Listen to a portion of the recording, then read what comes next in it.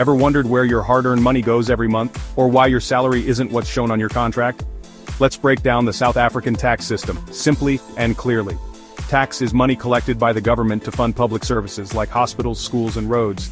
If you live or work in South Africa, chances are you're paying tax. There are different types of tax, but the most common ones include pay as you earn for employees, business tax for companies and freelancers, VAT for goods and services, and capital gains tax when you sell an asset at a profit.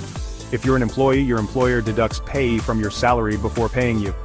South Africa uses a progressive tax system, meaning the more you earn, the more tax you pay. Let's look at the tax brackets. Here's a quick look at the tax brackets for individuals in South Africa for 2024 to 2025. If you earn under 95,750 Rand per year, you don't pay income tax. But the more you earn, the higher your tax percentage. Starting a business? You'll need to register with SARS. But which tax applies to you? Sole proprietors pay personal tax, while registered companies, PT Limited, pay corporate tax. If your turnover is over 1 million Rand per year, you'll need to register for VAT.